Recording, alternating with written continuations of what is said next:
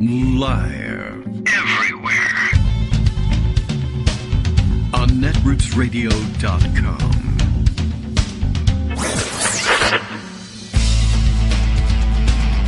David Waldman. Kagro. In the morning. Now, here's David Waldman. Hey, good morning, everybody. How you doing? It is Monday, March 4th, 2024. March 4th, everybody. Get up and resolutely March 4th to do something. March 4th to the Supreme Court building, I guess, and get ready to, boo-hoo the United States away. Probably. I don't know. You never know what they're going to do, but announcement went out yesterday that they're going to do something unusual, and they're going to do it worse than ever, right smack in the middle of this show. So we'll get some idea of what it is that they announce, I'm sure. Someone will make us aware of it, and we'll share the bad news with everybody as soon as we know what the hell it is. But yesterday, the Supreme Court gave word. I'm going to have a news article about it, but I think I saw Steve Vladeck, Blue Sky, tweeting something, whatever the heck we call it, about it yesterday. I don't know if I put it aside or not, but at any rate, he was basically saying, yeah, listen, they've just announced that they're going to make a new opinion available tomorrow. But one, they don't usually just give you 1 day's notice, certainly not on a Sunday, that they're going to release one on Monday. And two, they said, well, we're just going to make it available probably on the website. We're not going to take the bench as we usually do and tell the public face-to-face, sort of, in a secure building, et cetera, but, face the public and face the press, not that they ever take any questions about things like this, and deliver the opinion from the bench. They do occasionally just release those things from time to time. There's really no reason why they, there's some ceremony to it, I suppose, that you come and deliver your opinion from the bench and the public sees you doing it, as opposed to it just appears on the website, which, I don't know, feels less official somehow, but it is official. Anyway, one, that they were going to announce it with 1 day lead time. Two, that it was going to be a Sunday announcement for a Monday release. Three, that they were going to release it on the website and not read it from the bench. All that taken together led to speculation that I guess now they have to do it because it's written in the newspaper that they say they're going to do this. Release the Colorado ballot access question decision.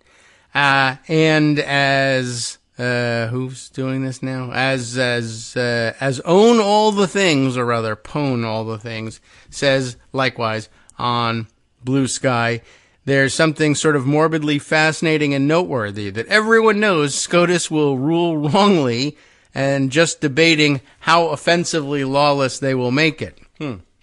That's a possibility. It goes on at some length here. Let's see. Like, will it be insurrection is only legal if you do it while saying these special magic words? Or will it be the Constitution doesn't mention Mr. Trump by name? Or will they go all in and be all crimes are legal once a year now? Welcome to the purge. Something like that. Not long to wait now to find out. Only an hour left in, I guess, the history of the United States, possibly. Anyway, so there you go. We're waiting with, I guess I would wait with bated breath if I knew exactly what that meant. And I think I need to do the breathing regularly as we're broadcasting for 2 hours. I don't want to interrupt the flow of breath here. So, all right. So we've got that. We're waiting on that. Of course, that follows up on last week's discussion once the court made it clear that they were going to ponder, well, maybe all presidents are immune from everything all the time anyway. And we'll go ahead and have a look at that. And that disrupted our week, but it looks like it's going to dominate this week as well. And I don't know, just interesting. And Trump was rage tweeting about it yesterday on his Truth Social. And I noticed that as well was pointed out. Who picked up on that put that into my timeline? Who poisoned my timeline with that garbage? I can't remember exactly who it was. But at any rate, yeah, it's he's raving that he needs to have absolute immunity from everything, of course, because otherwise something will go terribly wrong with the presidency. And was it Kevin Cruz who was saying that, this, I don't know, just sort of a weird thing that Trump was complaining we needed to have this essential historical question solved. There's our Skype thing. I was waiting for the Skype button to come up top here so I could welcome Greg in. But Trump was basically, announcing that there was going to be they were finally going to settle the historical question of the limits of presidential immunity, and Kevin pointing out, this was not a historical question. It's not one we asked ourselves ever in the past because there's just no such thing, and it's a complete invention. But, I'm sure from Trump's perspective, history begins and ends with him, so he probably thinks it is a historical question. And of course it is. Historically, Americans have always very proudly reminded everybody that we're not really sure whether or not anyone is above the law. We'll see what happens. That's the usual refrain. I had this nightmare once there was a weird land where we used to say no one is above the law, or even the president isn't above the law. But I now recall that the actual phrasing is, we're not really sure. It could be everyone. It could be just this one person. It might be the president of the United States. It could just be Donald Trump. We're not sure. We'll see what happens. Coin toss. We'll let you know 10 o'clock later on today. Greg Dworkin is here in advance of the big announcement, and it'll happen just as he's ready to leave. Maybe he'll go, Greg, and you'll find out what it is, and you'll come back and you'll send us a note, and we'll tell everybody the United States is over. Well, that's exactly what I'll do. Okay. The real depressing thing about it, of course, is I'm old enough to remember Nixon. And if you remember Nixon in the David Frost interviews, Nixon famously said, it's not illegal if the president does it. Yes. And when you look at these bozos sitting in their black robes about to, do this, which everybody expects, so it's not disappointing in that sense, shocking but not surprising. You think that if they had been on the bench in the Nixon era, they probably would have supported everything he did. Yeah, very likely. Because he's a Republican, and that's what matters. The other part of it. It wasn't done then, but it's done now. The other part of it that is just striking to a non-lawyer is these jerks can move fast when they want to. Yes. So every single thing that they've done is planned. It certainly feels speed that on way. this one, the delay on that one, taking the case, not taking the case. It's all of a piece. Yeah. Well, when you can do whatever you want, the election. You do it the way you want it too. So, yes, they are capable of moving with great speed when they find it necessary to implement their preferred agenda, and they're capable of delaying for years when either they don't know what they want to do or their agenda depends on delay or whatever. Yeah, right. Yeah. Which I don't mind in this case. I mean, I think, I can live with the fact that Trump's going to be on the ballot because why not? I mean, that's democracy and all of that. You can find your ways, and it's sort of interesting to see why. Yeah, I get why he would be, disqualified. Totally support that. But I can understand why they would rule the other way. It's still much more bothersome. I know what their reason is. They are not letting these trials go forth before the election. That's really the key. Certainly in combination, the 1-2 punch there. Like, if you're going to make the decision, however you justify it, well, okay, my idea of democracy is, I don't care what you did before, per se. We give you the right to stand for election, but if you're also, we should hide material facts. Yeah, we should hide material facts about how you governed just a few years ago, what you did, and was it illegal? People should know that, and then they can say, hey, if I want to ratify that kind of illegal behavior and say someone who is a criminal should be put back, well, if you're of the mind, where that's democracy, you say, okay, well, we should at least have that happening. But hide the ball. Don't tell anybody whether the guy's guilty. Don't even try him. I don't know how you justify both of those things. What you believe so strongly. I don't in even her believe bones that she changed her mind to agree with you yesterday. I don't know. Who? Nikki Haley. What? Nikki Haley says Trump should go to trial. It's ridiculous that he's not having this trial before the election. The fact that if he goes to trial, I have a better chance of actually getting the nomination has nothing to do with my changing my opinion on this. But, it's helpful to say it because it's out there and they have to cover it and some more people hear it. Yeah, well, I don't know. She said a lot of things yesterday, I guess, because she's all over all over the suggestions I get in my email inbox from the various newspapers. So, because, she won a DC primary. Because all 2,000 Republicans in DC voted for her. Yeah, well, there aren't a lot, and those that are there tend to be the anti-Trumpers. Any more than that. I think they all No. A DC primary is not a bellwether, as they say, for anything, for either party. Yeah, well, maybe. I don't know. She could win a prize at a carnival, something. Publishers Clearinghouse. She could win a whole bunch of other stuff. Wow. But really anyway, let's do this in order and make this some sort of, a structured kind of discussion here. Rick Hasten says, as recently as this weekend, the Supreme Court had not announced it was going to announce opinions, and then they announced they're going to announce opinions, and it's changed its website, and the justices won't be taking the bench, and there's no plausible reason for this unusual break in protocol, except for the potential to release the Trump-Colorado disqualification case. So that's why he says we're going to hear about it at 10 o'clock. Yeah, now why not from the bench? Usually people don't throw anything, so I don't know what they're afraid of, but okay. The big question, he says, and remember, he's an election lawyer. Maybe they're away for the weekend. The big question is not going to be if they reverse the Colorado Supreme Court, but how they do so. In other words, what excuse are they going to use? So, I'm not a lawyer. I don't have to pay deference to them about how they work the wiles of the law. They have a conclusion, and then they just figure out some way to get there. They're not lawyers either, really. Alito is the most brazen about it, but they're all like that. Yeah.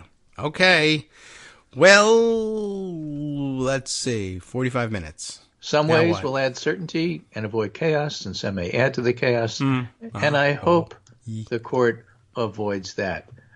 So, that's his hope. Okay. What a good hope that is. Yeah. But there's other news. What? We can go back to last week's news, but let's start with this week's news. I think we are on last week's news. Kamala Harris today is to meet with Israeli cabinet official who's in Washington despite Netanyahu's rebuke, Benny Gantz, who is the opposition leader in a unity government. Despite Netanyahu telling him not to come, came anyway. And he's going to meet with Harris, and whether or not the president drops in or not, I don't know. Harris called for a ceasefire over the weekend, immediately, an immediate ceasefire. Yeah, things are moving in that direction in terms of calling for and Biden has let it be known he's pretty disgusted with Netanyahu. What does all this mean from the political perspective? It's just interesting to me that people who demand for an immediate ceasefire, and then the president says, okay, let's have an immediate ceasefire, and then say, well, I don't really care what you do. I'm never voting for you. Yeah. Makes you tear your hair out and say, what are you doing? The whole idea is to push him in the direction you want, and then work with him. Yeah, it's very funny. If you continue to refuse to meet with him, if you continue to say, no, genocide, therefore I'm not doing anything, you have written yourself out of the calculation. You know this. This is an old rant of mine. This is Occupy Wall Street when they won't engage. It's terrible politics. Yes. Well, I will say this. There are enough people in the world that you can have several dozen play that role. And then it does clear the field for other people to say, well, I was going to sit and protest with them, but I think maybe I will come to the table. But this goes back to what I said earlier in the month about, these guys never protest Republicans. And then if you go back and you look at the history, half of them are Republicans. So it's just really maybe that's the reason. Yeah. There's lots of different individuals in there, and that many, however many there are, there's that many reasons for doing the things that they do. But yes, individuals allow you to go check in on their history, including their voting history. Yeah, it's interesting, frustrating, but familiar too. As my own Israeli cousins always say about this, and I guess it extends now to Americans who support Palestinians or who have come recently to support Palestinians or have always, depending, doesn't matter. But they feel like the Palestinian negotiators usually are viewed this way, that they are people who won't take yes for an answer. And, prior to the immediate history and this immediate war, it was less painful to view it that way than it is this time around. But yeah, it's negotiations in this Israel-Palestine relationships have always sort of been the hallmark of it has been there's just no getting everybody to yes on anything. Well, yeah, it reminds me in different terms, in the United States terms, of Obama beating Hillary and then the rise of Puma, Party Unity My Ass. Remember that? Yes. And then at the same time, dispute the word rise there, but okay. Yeah. Hillary and Bernie with the rise of Bernie Bros. Mm-hmm. There is a strain of, quote, and I put scare quotes around it, progressive, end quote, politics in the United States, which won't accept yes as an answer. Yes. Absolutely. Well, and it turns out it's Russian. As it happens, it turns out, I read over the weekend, it's all Russia. Well, I mean, I know it seems silly to blame it on it, but you're right. And some of it is Russia. Right. I'm right. So that's part of the reason it's so frustrating they get so much press. Yeah. It's quite true, and it certainly if you were imagining what Russian marching orders would be in something like this, they're like, all we want is the chaos. You can't come to an agreement. If you demand a ceasefire and someone offers you a ceasefire, you need to protest that ceasefire isn't ceasey enough for you or whatever. It doesn't matter. Just you got to stay on the other side and got to continue to fracture. But yes, that was true. I noticed that over the weekend, lots of time spent on, well, okay, so she calls for ceasefire. And some people said, hallelujah, finally. And then there was a large contingent that said, oh, what does it mean when she, after all these, how dare she? And all right, I mean, you can huff and puff, but that's what you were asking for people to endorse, and they endorsed it, and that's good, and you moved them, and that's fine. Are you working for some solution, or you just want to make noise? Because I don't have time for people who just want to make noise. Well, to me, my test is if I say to them in so many words, congratulations, you got that concession finally. If they're mad, then that's somebody I don't talk to anymore. You go, fantastic. Okay. You got what you needed. What's next? They don't have to be celebratory. They can still be alarmed and overwhelmed by the situation, but say, well, at least that's now on the table, and nobody can say, you're not an American if you ask for this. Now you can point to the vice president and say, it's fully American and okay to say ceasefire now. Okay. Right. Be happy with that. I mean, don't have a party, just take it. Now, from an Israeli perspective, the Associated Press is covering this. Benny Gantz, a centrist political rival of Netanyahu, is sitting down with several senior Biden administration officials this week. An official from Netanyahu's far-right Likud party, first of all, that they identify Netanyahu as far-right is good because they often don't do that, said Gantz did not have approval from the prime minister for his meetings in Washington, and that Netanyahu gave the cabinet official a tough talk, which AP describes, again, interestingly, because you don't usually hear this kind of language, underscoring the widening crack within Israel's wartime leadership nearly 6 months into the Israel-Hamas war. It's incredible that it's been nearly 6 months. Yeah. And you have largest demonstrations, even bigger than the demonstrations last week and last month and, 6 months ago, demanding that there be new elections and Netanyahu step down. And so, there's a tremendous amount of pressure within Israel for Netanyahu to change direction. And still on the table is the biggest possible way to get rid of him early, because he doesn't want elections, because he doesn't want to lose, because he wants to stay in power, because once he's out of power, he gets thrown into the court system. So the biggest, simplest, easiest, and fastest way to get him out is for Defense Minister Gallant to say, you know what, we have a war, we have to change the rules about who's drafted and who's eligible. And I think it's really important for the sake of unity in the country, we start drafting yeshiva students. Well. And Lapid and Gantz said, yeah, that's a good idea. We should do that.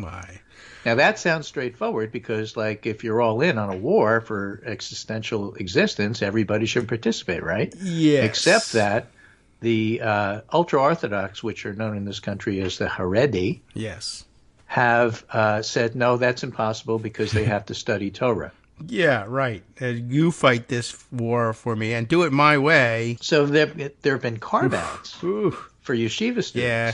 So my point is, whether you agree or disagree or think it's a good idea or don't think it's a good idea, this rift between the secularists and the ultra-Orthodox has been there for a long time. Point being that Netanyahu can only stay in power with the support of the ultra-Orthodox small party. Shas and some of the others whose name I don't remember because there's like 80 of them. Yeah. But holy moly. If Lapid and Gantz push this draft the yeshiva student law, or at least allow it to happen, then the Haredi who are in the government will have to leave. They cannot abide. This is one of those. There's no compromise. Oh, all right. That's a good way to force them out. And so you force them out, and if you force them out, you bring the government down. Is what I'm trying to say. Okay, I get That's it now. the fastest, easiest, simplest way to do it, Well, and awesome. it's not simple. Go ahead. It's not easy, and it's not that fast. But it's what's on the table. Yeah. So that's something to keep an eye on, because interesting. the Israeli press has been writing about this a lot, because it's like as Joe Biden might say, BFD. Yes. Well, that's how you know that someone is holding to the. I know one of the criticisms of Israel, like people say, well, supporters of Israel like to say it's the only democracy in the region, and opponents of Israel like to say, well, it's not much of a democracy. Look at this, and this. It's interesting that they cling to one of the trappings of democracy that they cling to. Like, look at the dynamic you're talking about. Is a group that holds at least part of the reins in controlling the government is saying we won't participate in the armed forces, either defense of Israel or for, think about how countries get toppled around here on this planet, right? The military tends to do it. You refuse to participate in the military, and they have no toehold in the military, and yet they continue to hold on to the reins of government and say that we insist on our insistence to remain in government is that we still not participate in the military. How is it that you're still around wielding power? And the answer is, well, they're still quasi-democratic. They won't simply say the military pushes you out of power here in this country. That's interesting. It's not great, doesn't redeem anything, doesn't explain any of the rest of the problems. It's just a weird political science dynamic. I don't know that you see here's that a whole another lot. political science dynamic that is interesting and doesn't redeem anything that the Israelis are doing in Gaza right now. Okay, there's not And much that you can is think that of to do that. Gantz is going to come to Washington and tell Vice President Harris that we agree. Okay. We totally agree there ought to be an immediate ceasefire. The problem is, he will tell Harris and Biden and anybody who listens, is Hamas won't agree. Oh. Therefore, Oops. it's not us. We, it's not like our hands are clean in all of this. But right now, given all the pressure and everything that's going on, we would do it. But how are you going to pressure Hamas to do it? Yeah. And that's where, Biden comes in, because he does have contacts in Egypt and everywhere else, Qatar and all the other places. Like, why are you going there? So, it'll be of interest. Politically, might be able to get it. You might. And maybe it might even be that they know they're going to get it. Maybe there's some openings here. Maybe there aren't. We'll see what happens. But there's a lot of political dynamics going on, a lot of moving parts. And nobody really wants to get to say yes. At the same time, everybody wants to get to say yes, just on their own terms. Yes. Well, Ramadan would be a nice time to have this come to an end.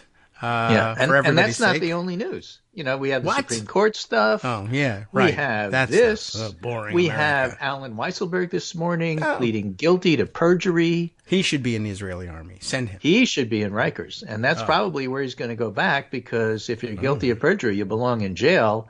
But he still won't flip, because Trump has structured his severance in such a way that it comes out in drips and drabs. So basically he gets paid every month to shut up. Okay. Well, how do we know this? Because the judge just go to said jail so. and get out from underneath the arrangement. But okay, he gets paid to lie. Yeah. So I guess he'll do it. He's a good worker. So the civil case recently ended with the judge imposing a huge financial penalty on the former president, more than $450 million with interest. Woohoo. And even the judge in that particular case said we're fully aware that they hold Alan Weisselberg in a very short string. All right. That's life for... Here's the quote. Justice Engoron said, Weisselberg is not a credible witness, in part because of his severance agreement, which is paid in installments over time, as if to keep Mr. Weisselberg in thrall to the Trump family. As if, yeah. The Trump organization keeps Weisselberg on a short leash, the justice wrote, and it shows. Yeah. That's his quote. Mm-hmm. And they don't pick up after him when he poops. Right. Wait, there's more news. Okay. Over the weekend, Congress got together and they got at least 6 finance bills together. Okay. Appropriations. A 6-bill, $435 billion package, which they announced on Sunday. Remember when they weren't going to do that anymore? It's not all 12, Yeah. and therefore it's not an omnibus. Well, So they're calling it a minibus. Yes, so I guess that changed. I guess they now think of omnibus as if it's got all of the bills in it, it's an omnibus. But an omnibus just means multiple. But okay, that's fine. Minibus, everyone loves that term. But the point is it won't be a shutdown. Yeah, right. However they do it. Unless you offer not to have a shutdown and online people say, no, we do want to have one. That's what we can't get to yes. We have to change the rules. That could be what happens. Well, that's what the Freedom Caucus will do. But interestingly, yes, I love freedom. Just everybody, bipartisan, agrees Mike Johnson doesn't know what he's doing. This will be his way out for a shutdown. Mike Johnson He's still got all the other stuff that he hasn't done. And then, of course, tomorrow is Super Tuesday. Even though the Supreme Court may come in a couple of minutes and say, well, Trump can't be on the ballot because we wanted to do this before Colorado votes. Colorado's been voting for like 8 days now. That could be their excuse, right? We wanted to kick him off the Colorado ballot, but they already started. So yeah. Sorry. So maybe that's why they waited until now. But it's not like our outcome has anything to do with law. No. Why not? And or strict reading of the Constitution. Forget that stuff. Put them on the Israeli army. Hi, everybody. It's me, David Waldman. Yes, the same guy who interrupts you all the time. Interrupting you one more time just to tell you again, another reminder that your contributions are what keep this show on the air, and Patreon.com, Patreon.com, is still among the easiest ways to make the sustaining subscription donations that keep us afloat. Are you ready for the pep talk about how our Patreon campaign is still going strong and growing? Well, too bad. Yeah, the plain fact is we actually are headed in the wrong direction, and whereas we once had about 175 monthly patrons, we're now actually down below 150. Time to recruit some more. Not exactly the kind of news I wanted to share, but there it is. For those of you in a position to support the show, Patreon.com does make it easy to make those secure, recurring monthly contributions to do so. Patreon.com/KagroX gets you straight to our donation page. We've been through a lot together. The worst of the pandemic, we hope. The worst of the insurrection, we hope. So go ahead and treat yourself. You don't need an excuse. Give yourself the gift of a little something you enjoy in life. Support the show. And of course, if you happen to prefer using PayPal or even the Square Cash app, we're up and running on those options too. So thanks again, everyone, for all your support. We couldn't, or at least shouldn't, do it without you. Hope you'll be on board soon too. Thanks for all your support.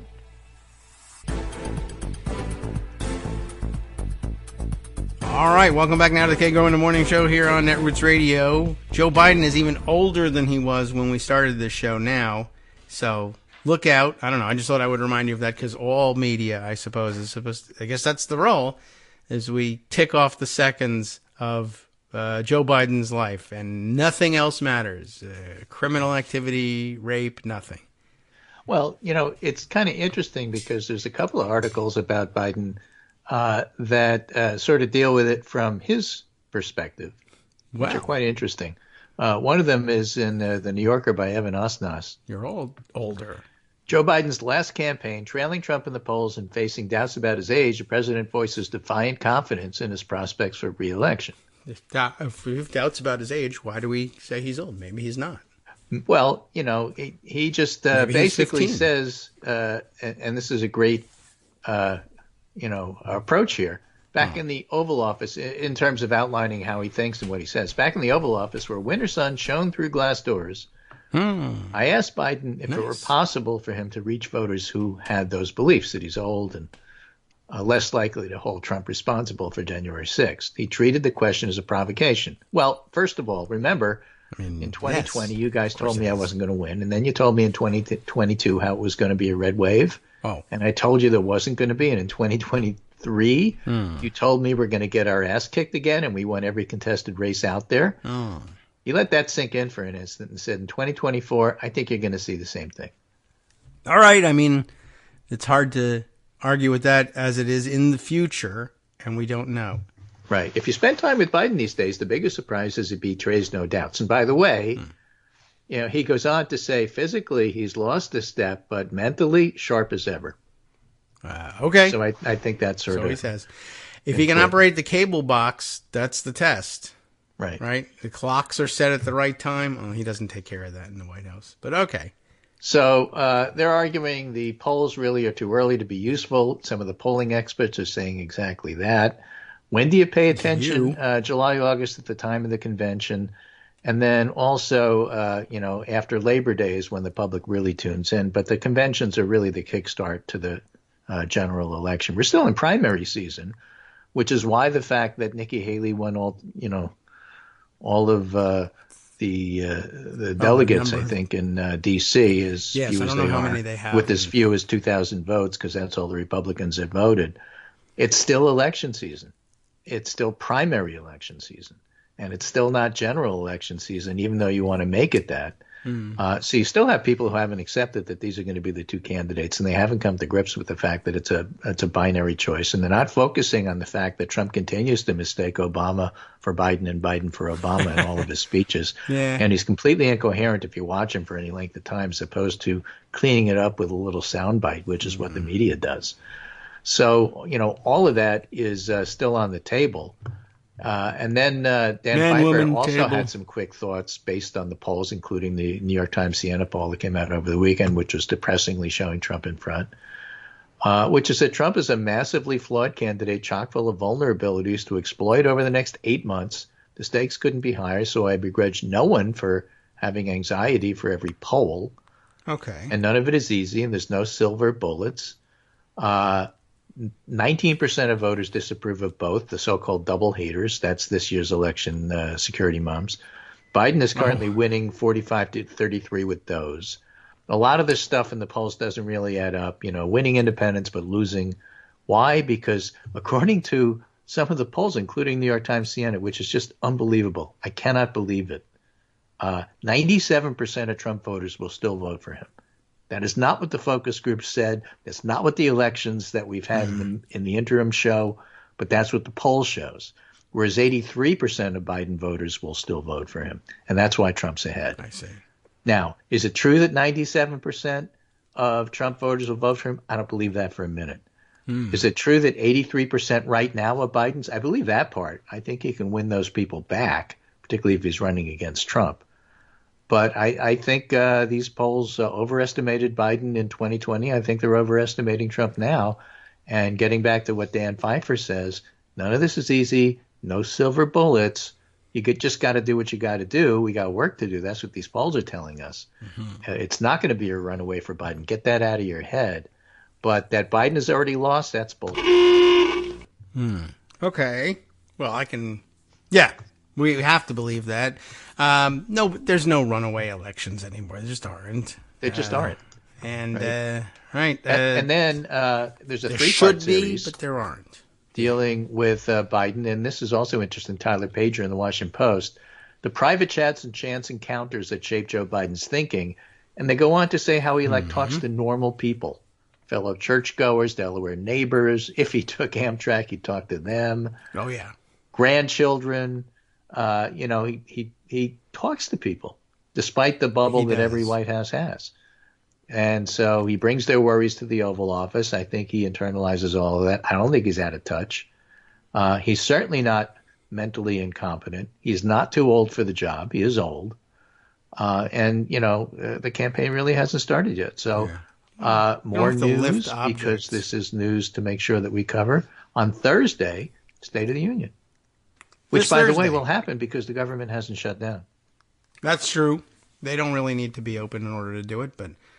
Well, then if it's not open, then you don't get to do it with the big chamber with half of the people on their feet at any given time clapping and the other half sitting down as if they're Mitch McConnell.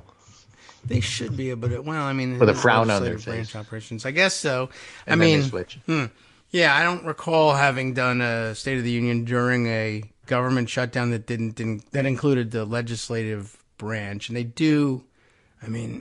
They do it like to the camera Oval Office thing, and from home you can't tell. And most people aren't there anyway, so from people watching at home, it's not really different.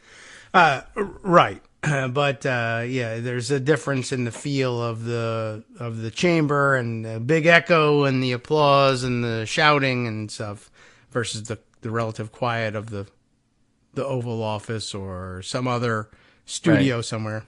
Now, usually it's a laundry list of things that you want to do, so it's not like an inspiring speech. So for Biden, that's okay because he's not really an inspiring speaker anyway in that regard.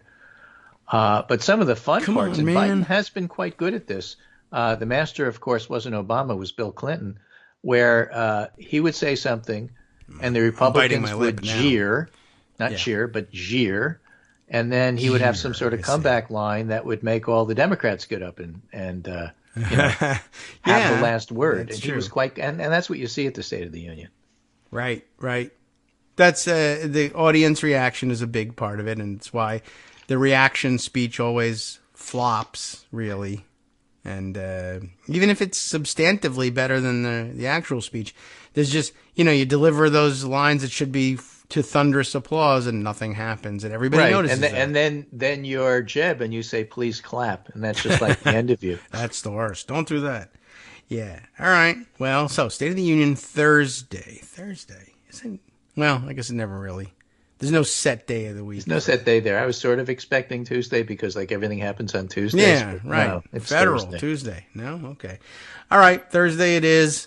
March 7th. March 7th. Okay. 10 days to St. Patrick's Day, the big day. Right. Now, there were 2 discharge petitions readying for signatures this week, according to Penchball. One from Jim McGovern, the other from Brian Fitzpatrick. One's a Democrat, one's a Republican. Mm-hmm. And they're going a little slow here. Are they the same? Behind the scenes, Hakeem Jeffries, the minority leader, has been working quietly to find a solution that won't enrage Hispanic and progressive members while getting Ukraine the aid it desperately needs. Jeffries privately met with members. That means you got to do something on the border. Yeah. Jeffries privately met with members, including Fitzpatrick and Jason Crow and Mike Turner. Crow's a Democrat, Turner's a Republican. And some news, Jeffries told Johnson, the minority leader told the speaker during the White House meeting last week that Democrats would help both in the Rules Committee and on the House floor to pass a rule if the speaker would put the Senate passed bill on the floor. I see. The speaker ignored him, but that's still on the table. Okay. Interesting.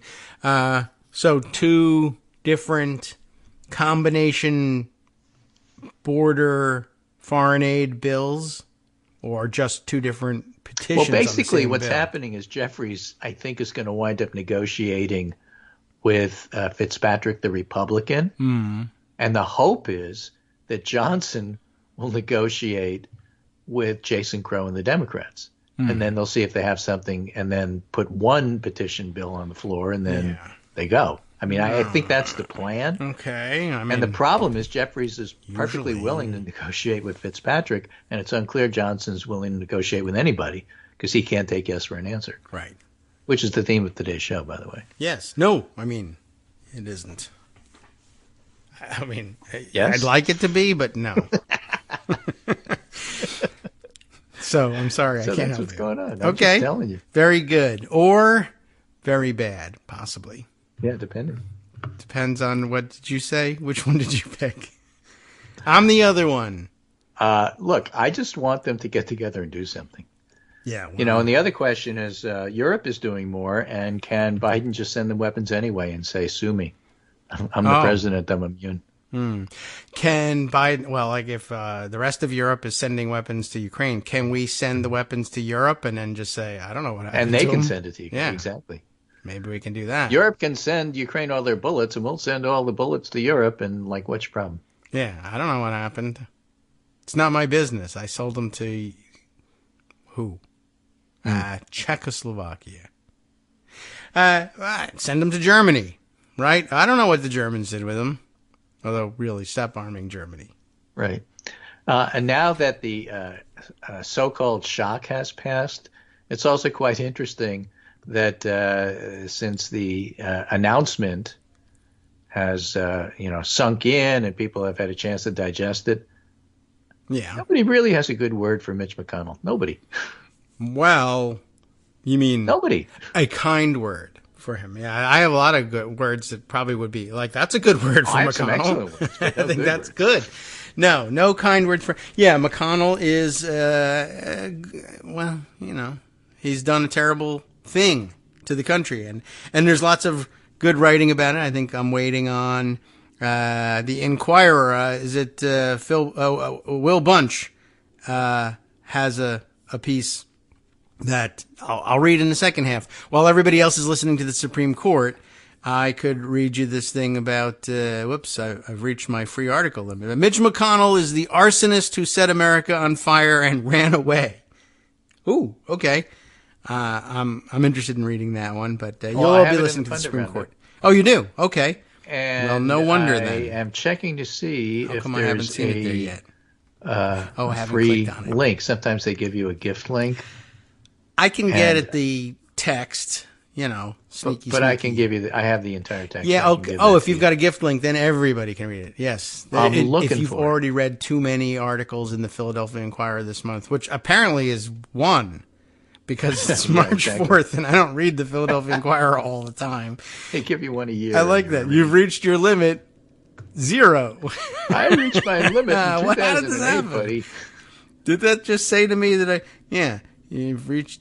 No, it doesn't say that. Where does it say it now? Your subscription. Where's the part about that? It had a thing about reaching my limit, but maybe it's gone now. They just realized that's crazy and they erased it. They're hiding. All right. I signed in, and I'm just searching to see. It's interesting because there's been a lot of discussion in media world that these paywalls are not working for anybody except the New York Times and the Wall Street Journal. So some of the media are starting to experiment with gift links and doing it a little different and trying to come up with some other model that might work better. Yes, I've enjoyed those. Because, if you're not going to make any money anyway, at least have everybody read what you're doing there. So, for example, The Atlantic started gift subscriptions, and they have gift links. You get 5 a month. Washington Post, New York Times give you 10 a month. Those I've noticed. So in the Pundit Roundup, for example, the beginning of the month, I have a lot of rich material to work with. And by the end of the month, I might have a New York Times left. I don't have any Washington Post left. I usually, by that time, don't have any Atlantic left. So all of them may start experimenting with these gift links, and it's certainly worth looking, to see if you could find one. So even though I happen to online subscribe to the Philadelphia Inquirer, National Philadelphia Inquirer, I don't see any gift links I can give you. So I can give you the text, but I can't give you a link. All right. Well, we'll share the views, certainly. I have no solutions for the newspaper industry. I don't know how you're going to make money either. Or maybe you are making plenty and you just want to keep it all. I don't know. The gift link thing is a welcome change. I see a lot of people sharing them. That's good. I hope it leads to something to pay our wonderful people what they deserve for producing The other all way this stuff. people do it is the authors themselves offer a free link. Okay. Yeah. Which even when the paper doesn't do it, they get to do it. And sometimes the National Journal has done this for a long time. Oh. They individual authors get a free link, even though the whole thing costs thousands of dollars to subscribe to. It's nice. Maybe that's what they ought to do. Everybody give out free links, but raise your subscription price to thousands of dollars, and everyone feels like, what a value! I got to read this thing for free. Yeah. So, Philip Bump has spent a lot of time distributing gift links to his articles. I noticed that on social media quite a lot. Okay. Well, new model, see if it works. Anyway, let me clarify here. Do you need the text to that Will Bunch article, or do you have I have it. You have it until you close it, and then you can't read it. Well, yeah, but this is one of those. No one from the Philadelphia Inquirer is listening, right? The Philadelphia Inquirer is one of those papers, and there are many of them, many publications that pocket just defeats. It just, here's the text. Oh, okay. Wall Street Journal has figured out how to block that. Like lots of papers from around the country have figured out how to block that. I don't want anyone else doing that, but I don't know. Maybe they're just winking at it. They want me to read the Inquirer material on the podcast, I guess. They don't know about it. But anyway, I've got it. So Pocket makes it available. It's good that you have it. Yeah. So subject over. What the hell else are we going to do?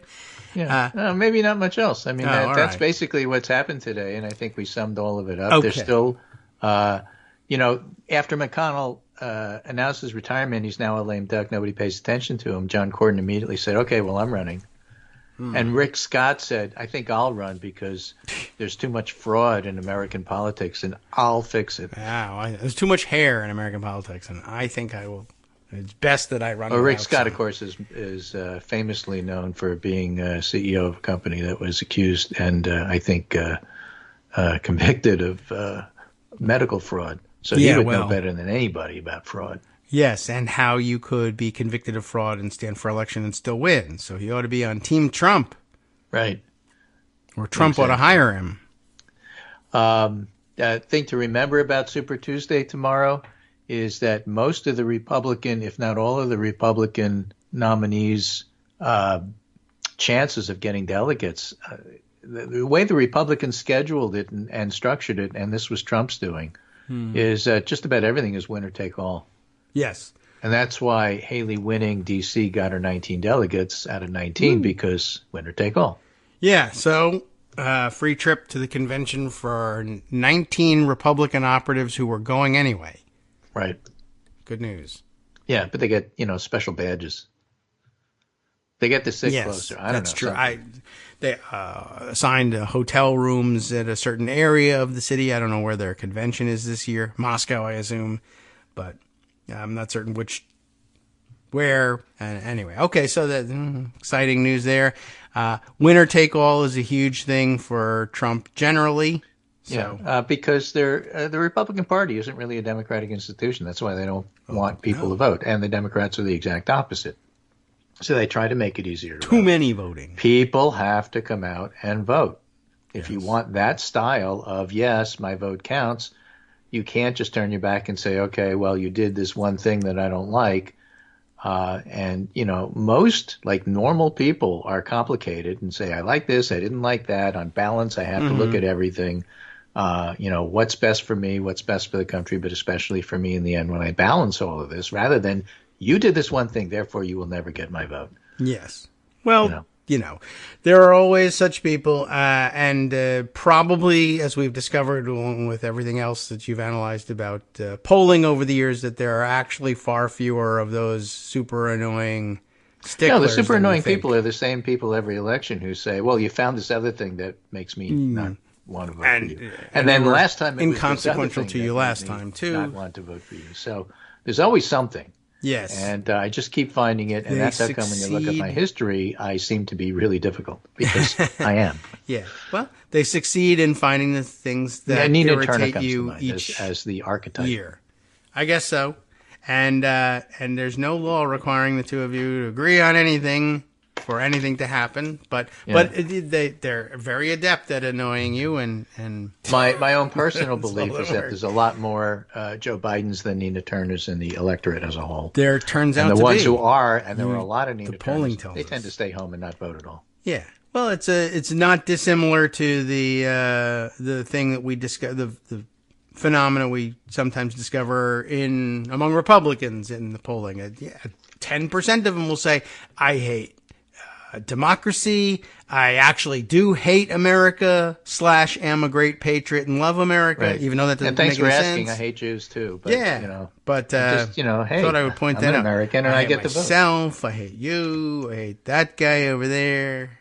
So, and when I hear Trump talk 10% about will the say border something and like that Biden keeping open borders, I hear Biden saying, what you want is non-white Christians in here. And I hate that. So that's why I'm like 100% Trump.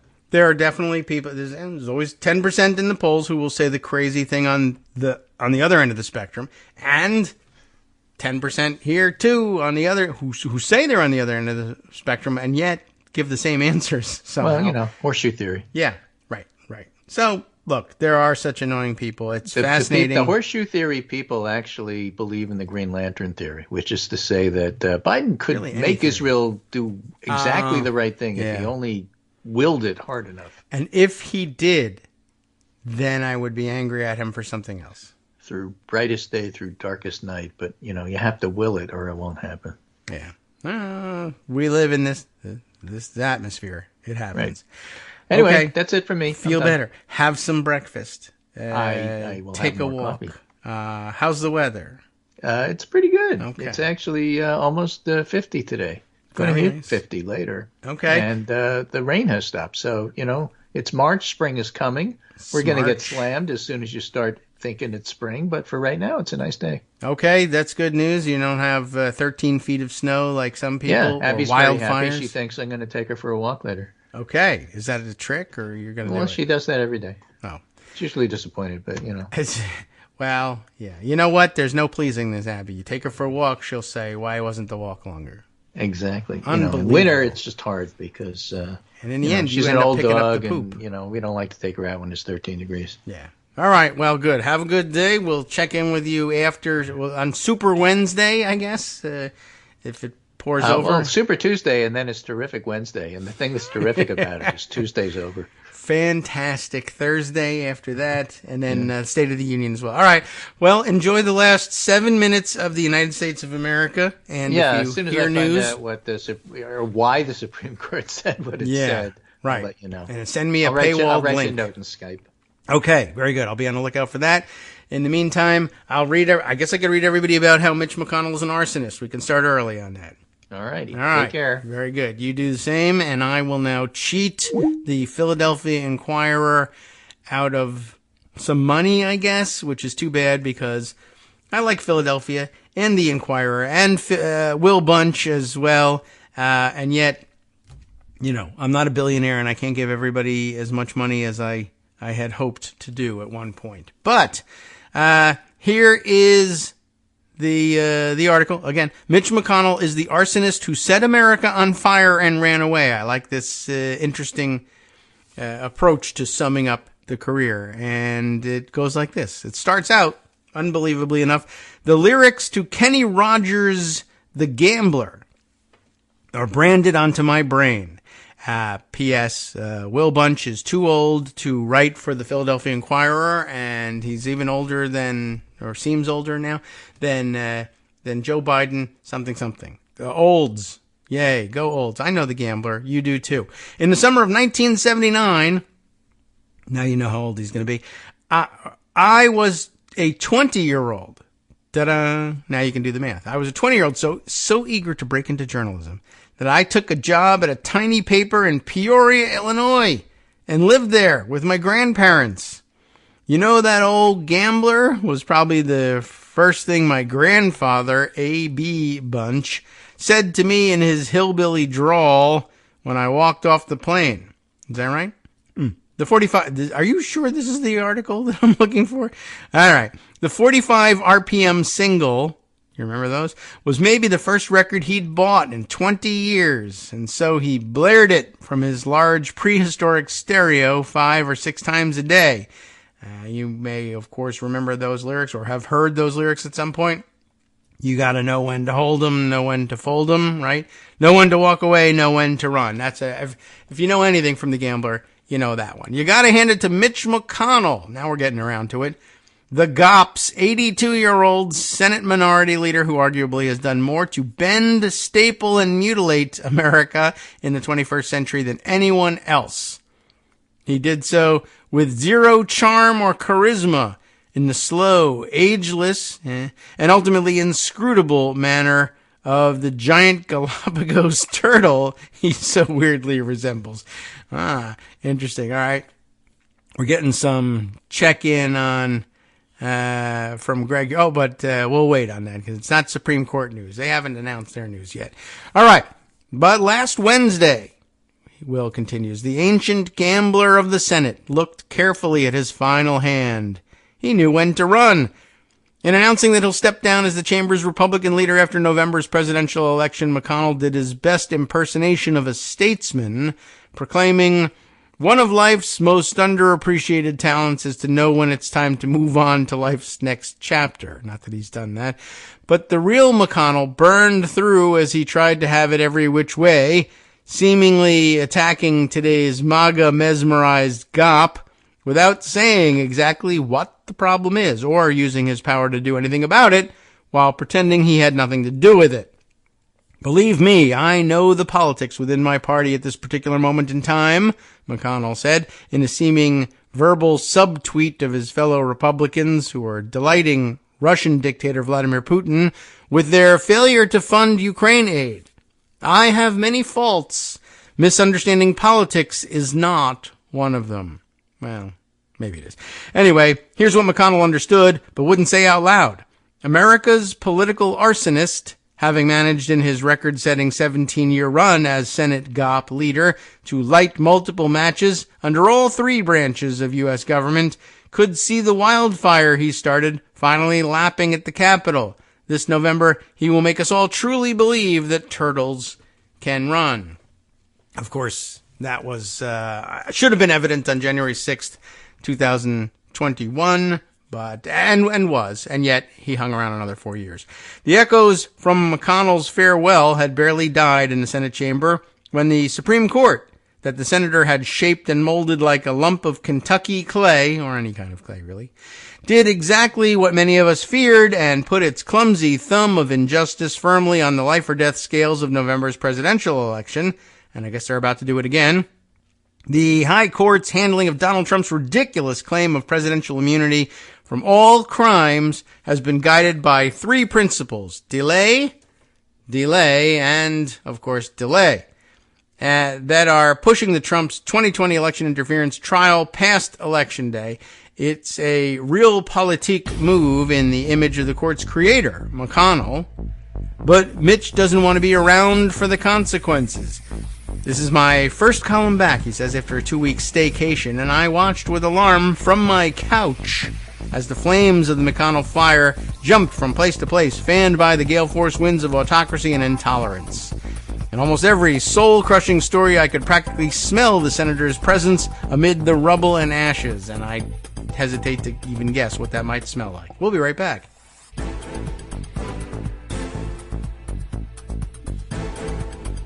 All right, welcome back now to the Kagro in the Morning Show here on Netroots Radio. Is there still a United States of America? It's 10 o'clock. What happened? It's 10 seconds since the clock ticked over to 10 o'clock.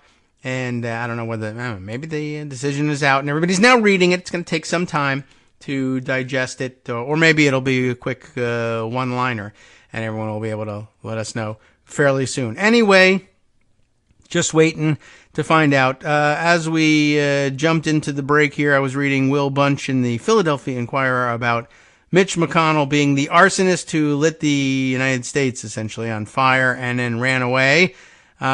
We were just in the middle of reminding everybody that he was on, Bunch, that is, was on staycation at home, watching, as he says, from his couch as the flames of the McConnell fire jumped from place to place, fanned by the gale force winds of autocracy and intolerance, right? Okay, as he said, as we jumped out here, every soul-crushing story he could practically smell the senator's presence, amid the rubble and ashes. Remember that MAGA stunt a couple of years ago when gas prices were so high and they put those stickers of a laughing President Joe Biden on the pumps saying, "I did that"? When they sift through the smoldering ashes of the American experiment in a couple of decades, the "I did that" stickers on the burned out stumps will instead picture McConnell. Look at the news. Last week's Supreme Court shocker was all but guaranteed the moment in 2016 when McConnell ended any debate over whether or not SCOTUS is a political animal, smashing through the guardrails of democracy to block even a hearing for the nominee of the first black president to hold that seat open for a Trump-flavored conservative. The court's stall tactic around Trump's federal January 6th trial is an echo of McConnell's stall tactics that gave them their right-wing supermajority. Mitch did that.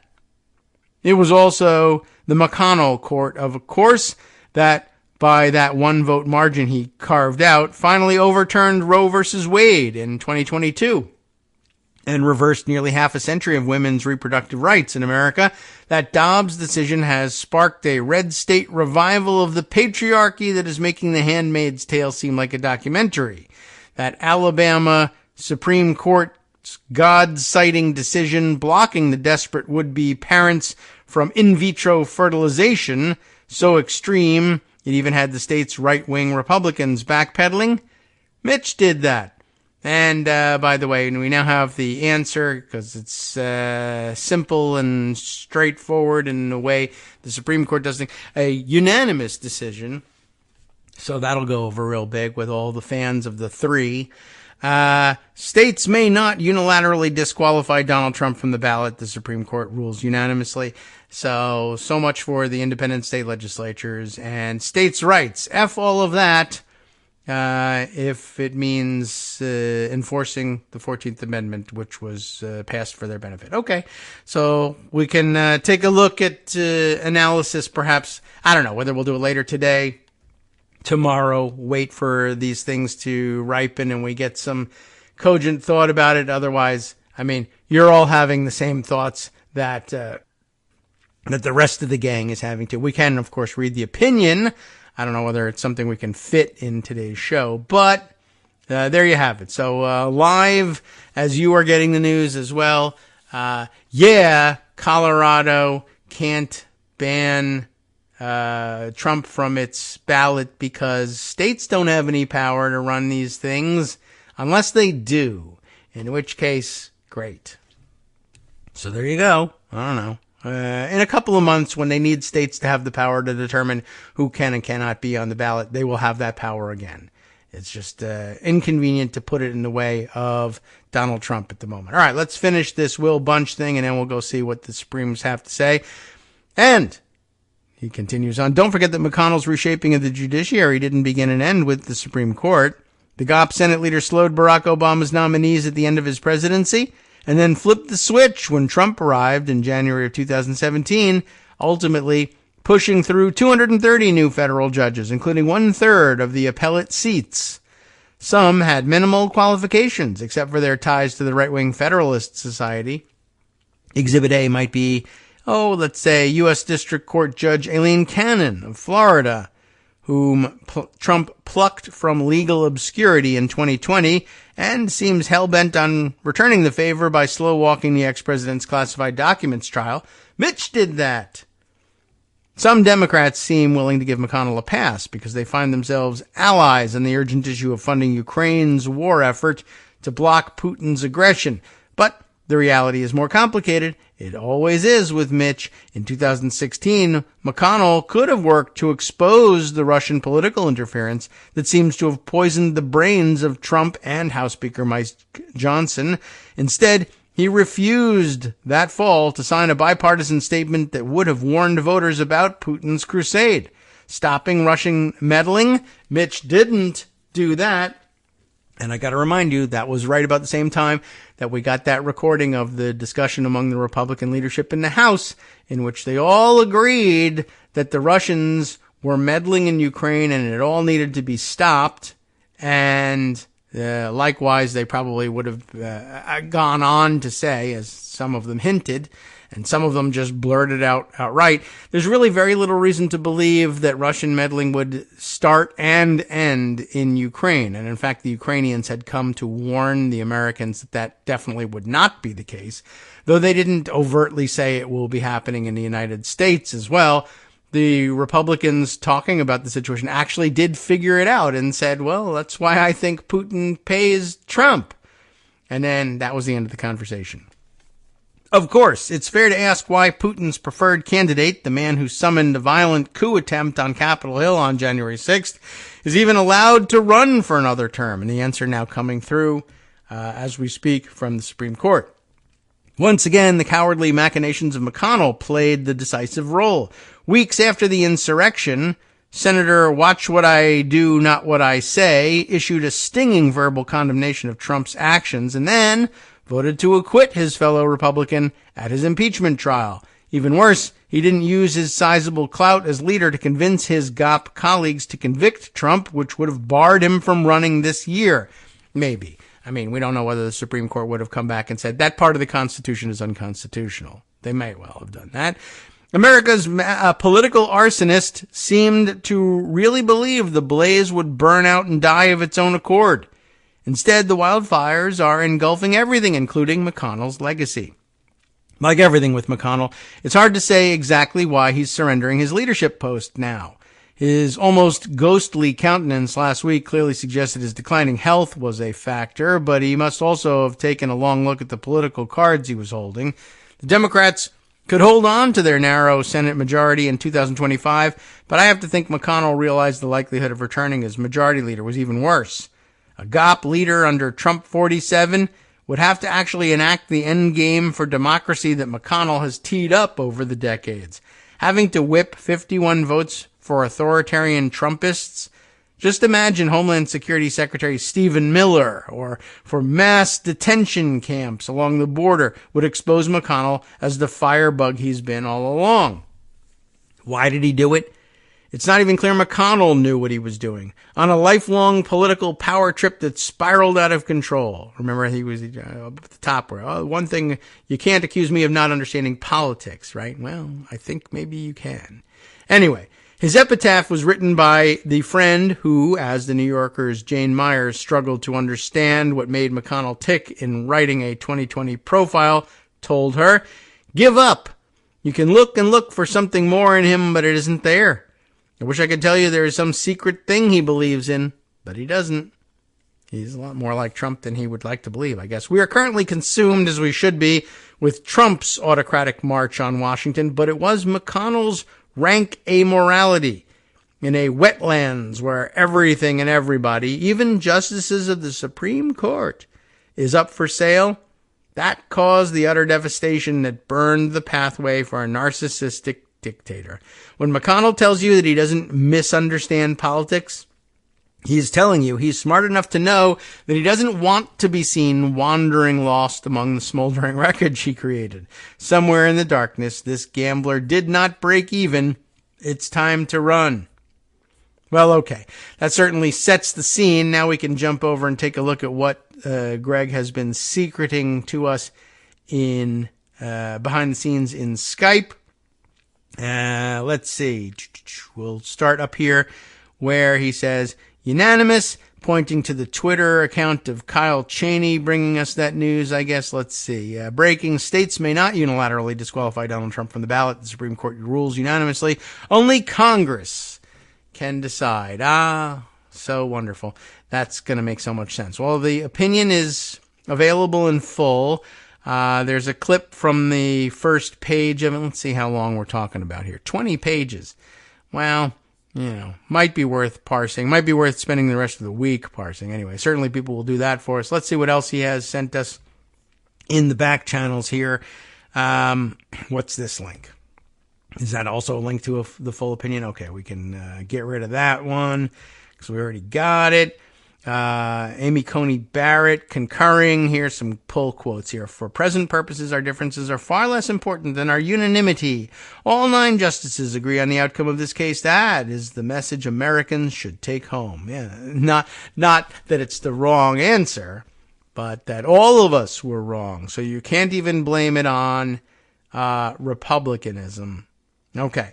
Because the Constitution makes Congress rather than the states responsible for enforcing Section 3 against federal office holders and candidates, we reverse. That's what they said. And then a link to, I guess, the AP News' preliminary coverage of it. Let's see. The actual title, I guess they went with it. I guess they had to change their previous title, which was Supreme Court could decide Monday whether Trump gets to stand to ballot. Now it says Supreme Court restores Trump to ballot, rejecting state attempts to ban him over Capitol attack. Okay. Well, I don't know. What do you want to do? You want to read the opinion? I mean, 20 pages, we're never going to get through it. But I'll read it afterwards. And, let's see. There's a highlighted section here.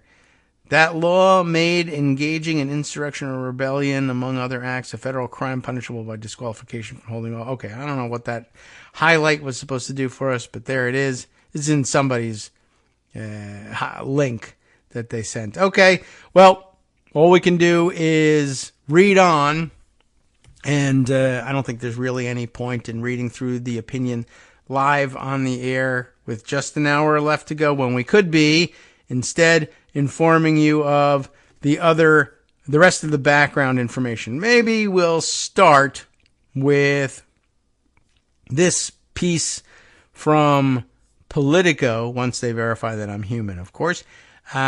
This was an interesting approach. Well, we start with this one. Let's take a look. It doesn't even look like it's all that super long. In Politico magazine, why is Trump getting special treatment from the Supreme Court? This is having to do not with the ballot access question, but the immunity question, if there really is one, and there isn't. But not that means that they'll decide the case correctly. But the justices, it says, are handling Trump's case far differently than most criminal defendants. The author here, Aziz Huq, H-U-Q, teaches law, by the way, at the University of Chicago, and is the author of a book by the title of The Collapse of Constitutional Remedies. How do you like that? He's watching one today, along with the rest of us, the collapse of the 14th Amendment constitutional remedy. To understand, he says, how truly remarkable it is that the Supreme Court has agreed to consider former President Donald Trump's demand for absolute immunity from criminal prosecution, it is necessary to have some sense of how the court treats other criminal defendants. This is true. In that light, the court's extraordinary and improper solicitude for Trump, the person who selected 3 sitting justices, is all too readily apparent. And the upshot is Trump may now succeed in delaying his federal trial for trying to overturn the 2020 election until after voters go to the polls in November. In recent years, the Roberts Court has shown greater and greater impatience with criminal defendants' efforts to forestall punishment, even if the outcome would be cruel, needlessly painful, or simply unjustified. The effect of this new hostility to delay is most sharply felt in the death penalty context. But a general hostility to foot dragging in criminal cases is a through line in the court's docket. Justice Neil Gorsuch set the tone for this approach in 2019 when he complained that legal challenges to the death penalty were often used to stall or even derail execution. We don't like that, right? But delay from Trump, awesome. Courts, Gorsuch said, should, quote, police carefully against attempts, unquote, to use constitutional challenges as tools to interpose unjustified delay. How do you like that? In particular, he warned last-minute stays should be the extreme exception, not the norm. The court has since followed Gorsuch's lead with an unsavory relish. Before 2020 and the death of Justice Ruth Bader Ginsburg, it was common for the Supreme Court to grant stays to hear legal questions that arose at the last stage of a capital case. Since then, it has only granted 2 such stays. In the same period, it has vacated 9 stays on death sentences imposed by lower courts. The results have been predictable. Many of the convictions the court has let stand are plausibly described as riddled with errors. And in January, the court declined to hear a challenge to Alabama's novel use of nitrogen gas to execute Kenneth Smith. Witnesses described Smith's resulting death as horrific, extended, and tortuous, and not at all painless as the state promised. The same is true of federal prosecutions.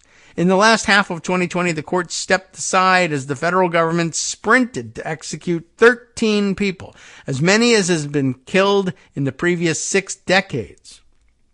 Justice Sonia Sotomayor noted that the court repeatedly sidestepped its usual deliberative processes to enable an expedited spree of executions. In its haste to see punishment done, the court waved away its usual rules. Outside the capital punishment cases, the Supreme Court has added more and more constraints upon prisoners' ability to challenge constitutional errors, Gorsuch and Justice Clarence Thomas in particular have urged that the long-standing right to challenge state court convictions in federal court be effectively gutted. The effect of their proposal would be to streamline even further the criminal justice process, shutting down almost all efforts to raise objections before they had even started. All this makes the Supreme Court's decision to hear Trump's appeal for absolute immunity from all criminal charges even more unusual and troubling. This is a good point. Start with the weakness of Trump's argument. There is absolutely no constitutional text, no precedent, and no authority in the original debates over the Constitution's ratification to support the idea for a former president's absolute immunity. The argument advanced by Trump's counsel is patently absurd. The idea that senators could impeach a president who threatened them with deadly violence, and so no criminal justice process is needed, is facetious. The District of Columbia Court of Appeals rightly ridiculed it and issued a comprehensive, tightly reasoned, and unanimous opinion that presented no good cause for further review. Trump is within his right, it says to appeal the decision. He's within his rights to try to appeal the decision anyway. But there's no good reason for the Supreme Court to take it up and review it as a matter of law, especially given how thorough the D.C. Circuit was, though we heard arguments to the contrary. In fact, the court's erstwhile concern with unjustified delay in criminal cases would seem to cut hard against hearing this case. It is, after all, a matter of common knowledge that the former president's legal strategy is to run out the clock and thus prevent a trial prior to the election. Here, then, is a case where justice delayed may well be justice derailed. Indeed, the grounds for the court rejecting Trump's request to take up the immunity question appear much stronger than in Kenneth Smith's challenge to the use of nitrogen gas.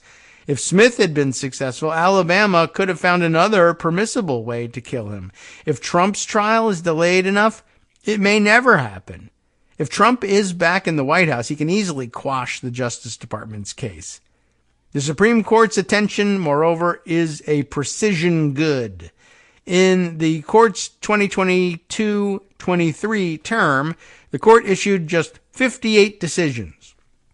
Given that this scarce commodity is so infrequently used to prevent the miscarriage of criminal justice, the question must be asked, why now? And why for this defendant? There is no good answer. It is hard to see any legally sound reason why the Supreme Court should have decided to step in to hear Trump's implausible and constitutionally destructive claim for absolute criminal immunity, especially when it has refused to hear so many other criminal defendants' far more meritorious claims.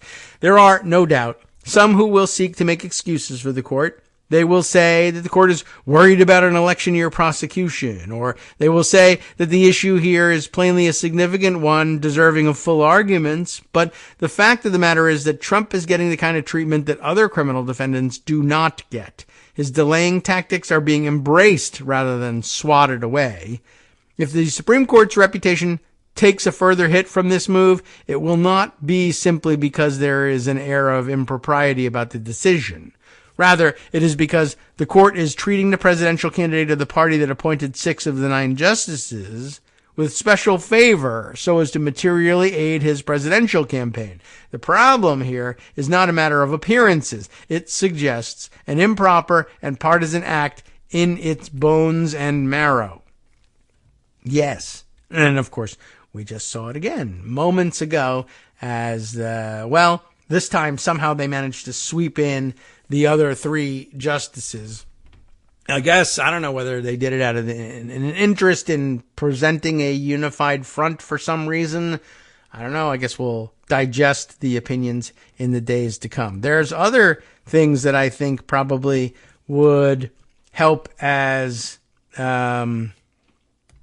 background materials, not necessarily to unravel the way this case is working, but rather the setting for this case. And I might as well spend the rest of the day on it at this point because, golly, how could you not? Okay, so here's what's going on here. I'm trying to think. There is an argument for. Well, I'll tell you what. I'll throw out the fact that there is such a piece, and you ought to be reading it. It'll take us all day to get through the rest of this work from everybody's online friend Daniel or Daniel. What's your last name, Daniel? Nichanian. Is that right? Am I pronouncing that correctly? Everyone knows Daniel, though, who now is are you at the helm? Is it right to say that you're at the helm of Bolts magazine? And helpfully laying out for us over the weekend, your guide, not my guide, not his guide, your guide to what's on the ballot on Super Tuesday. March 5th, of course, we'll decide primaries in California and Texas, the nation's two largest states, plus Alabama, the one that just after everything up, Arkansas and North Carolina. And we, that means them, at Bolts Magazine, will walk you through more than 50 down-ballot races to watch. They are experts in letting you know what's on the ballot that you might have missed, and they do so extensively and in a format that's really better read in person than read to you over the radio. It's a chart-like fashion. And anyway, I recommend it to you, and I recommend that you read it on your own so that we can bring you these other things. There's more Russia going on these days, and here's where it starts. I read a lot on it over the weekend because of the interlocking stories here. One other thing, I guess. I'm sorry. Before we embark on that adventure, I'll read you something that Armando sent to my attention via Twitter last week after appearing on the show. The tweet thread of Ed Whalen, who works, I guess, for, interestingly enough, New Republic online bench memos, but just sent out his notes on, as he says, one oddity of the Supreme Court order granting review in the Trump immunity case is that the court, instead of simply granting the stay application, you remember the technicalities of the 4 votes, 5 votes, instead of simply granting a stay application, they achieved, as Armando explained to us, the same thing through a complicated maneuver of directing the D.C. Circuit to continue withholding the issuance of its mandate. That is, that would, in effect, prevent the stay from being lifted and the case going forward. Why did they do it? You'd still need 5 votes, he says later on. There's another tweet in here that got deleted in the middle. But Whelan then goes on to say, you'd still need 5 votes, but the vote for a stay is supposed to rest on an assessment that there is a fair prospect that the majority would reverse, right? You got to have some plausible argument that you are likely to succeed on the merits when they get to it. So that's why they're staying the case. But I don't know. It's interesting. It looks like instead of just getting 5 people to issue, to issue the stay, they couldn't get 5 justices to agree that Trump would likely succeed on the merits, which maybe that's a good sign. So instead, though, a justice who doesn't think that the stay standard is met could still vote to direct the D.C. Circuit to continue withholding issuance of the mandate, as that direction is not governed by any established standards. So instead of saying, I affirmatively think that Trump is likely to succeed on the merits and therefore a stay is warranted, instead I say, well, it doesn't, maybe this is indicative of how the case will come out. I just don't think that that's actually the case, but I still want a delay. And so instead, where there's semi-real rules about how many votes there need to be and on by what standard those votes need to be cast in order to issue a stay. Instead, I'll say we'll have an effective stay by ordering the D.C. Circuit not to issue its mandate to the court below, the district court judge, Chutkin, and allow things to go forward. No issuance of the D.C. mandate until the Supreme Court has spoken about the propriety of that mandate, which is not a stay technically, but has the same effect. That is very interesting. So, pretty wild. I don't know what else to tell you about that, but I thought I would offer that to you in the run up to the break here, because there's no way I'm going to be able to get to you the other stories I wanted to do before the break. So, okay, now we face the break, and I can trace for you the provenance of what I read over the weekend, where did I start? I think I probably started on Blue Sky with probably Terry Canfield. Yeah, probably was it. Here's our break music. Terry Canfield posting over the weekend this quote from Heather Cox Richardson, who we read all the time here as well. The more I think about it, Heather Cox Richardson said this week, the more it seems the main story of the past decade has been Russian disinformation to undermine the U.S. democracy. Wow, that's a hell of a realization, and timely, too. Hi, everybody. It's me, David. Let's change things up from the old fundraising pitch for just a minute and talk instead about how you can be a part of our show. If you've got a smartphone or any other electronic recording device, why not sit down and record a segment for us? Read us an important article and give us your take. Or read one of your own original essays, or even just give us your commentary on something you'd like to share that's important to you. Then send the file to me at kagrox@gmail.com, and I'll try and work it into the show. Short segments, a few minutes in length, are easiest to fit in. And of course, I can't always guarantee that I'll be able to play everything, but if you've ever shouted at your radio or TV about something you wish was being covered, here's your chance to change that. Make the show your own. Send your submissions to me at kagrox@gmail.com.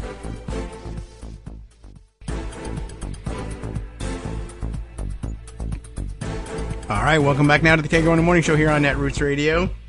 Time to dive in. And by the way, as I am getting snips of what is in the Supreme Court opinion and what they're hinging things on, as they now say, this is a congressional matter. The states can't make the determination individually about who can and can't be on their ballots, even though, they actually can. But they can't make this determination. This is a congressional determination. Of course, the only language in the 14th Amendment that mentions a congressional role in all of this overtly is the fact that Congress can vote by 2/3 majority in both houses to remove the disability, to remove Trump's disability from appearing on the ballot as an insurrectionist. Which leads me back to, I guess it's time now to roll out my proposed resolution removing Trump's disability and holding a vote. And when he fails to achieve a 2/3 majority in both houses, all you can do at that point is throw up your hands and say, well, I guess he remains ineligible. Now, of course, what they're saying is, no, Congress has to hold an affirmative vote barring him from the ballot. And presumably they mean that they can, does that mean that you can do it by majority vote of both houses? Some sort of concurrent resolution would be enough. I don't think they would be able to get that right now because, of course, there's a Republican majority in the House. But insofar as the objection to removing Trump from the ballot by Colorado's method was that it was too much subject to partisan manipulation and that everyone would start trying to ban their political rivals from the ballot. What prevents this from happening in this scenario? That a Republican Congress can now, by majority vote, ban any Democratic candidate as an insurrectionist? I don't know if that solves any of our justiciability problems here. Anyway, just thought I would point that out. So it might be time to facetiously offer up a resolution purporting to remove Trump's disability and then watch it fail. And then say, well, I asked Congress to remove the disability. They declined to do it. That doesn't mean that there is a disability, but it certainly doesn't mean that if there is one, it's removed. So, I don't know. Sounds pretty crazy. Anyway, so we'll continue on. I'd love to be able to issue this via social media, but I'll have to wait until after I'm done reading to you for some more time, some things that I thought were very important. As I mentioned, there was this Blue Sky post from Terry Canfield that caught my eye, and I wondered why this had caught her eye and why Heather Cox Richardson had at some point this week said, "The more I think about it, the more it seems the main story of the past decade has been Russian disinformation to undermine U.S. democracy." Now, Terry goes on with a mini thread here. "This was a notable comment," she says, "because Richardson follows all the major political stories from the perspective of a political historian, and she's been doing so for years. I think we should talk about the story and why we are not talking about it more.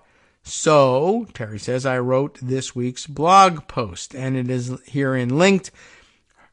Terry's blog post, "The Russian Disinformation Attack and the Disappearing Rabbit Trick," is linked herein. But first, she links to the Russian disinformation attack. Oh, I'm sorry. I guess she links to the same one twice, but I thought she links in her piece, I think, to Heather Cox Richardson's own piece, in which she says, "The more I think about it, the more it seems like the main story is Russian disinformation." Now, alongside that, I also noticed that there is another additional entry in this space from Josh Marshall at Talking Points Memo, who, let's see if I'm blocked and all this. Yes, once again we are, but we can read it through. Interestingly enough, I tried reading it, and I did read it over the weekend, and it let me do that. And then now, of course, it says, well, you've done it once, so that's all you can do, which is too bad because there was a really interesting exposition of it, and I had it, and I lost it. I guess what I should have done over the weekend, as Greg was mentioning, sometimes it lets you read it once, and then that's it. And I should have grabbed the text so that I could, and emailed it to myself so that I could have shared it with you, or we could break down and subscribe at some point, and it's probably well worth doing at some point. And they manage their operation better, I think, than the New York Times, at any rate, and it might be worthwhile considering joining their whatever the hell you would call. Okay, well, at any rate, or I guess we could create a free 7-day trial and try that. At any rate, lots to consider, and maybe what we can do here is start by reading Terry's exposition on this instead, and heading through that way. And then we'll find the Heather Cox Richardson reasoning as well. This is what I thought altogether was, I thought Josh did a pretty good job. And I prefer his exposition of it, frankly, if I have to pick as between the two or three that are here.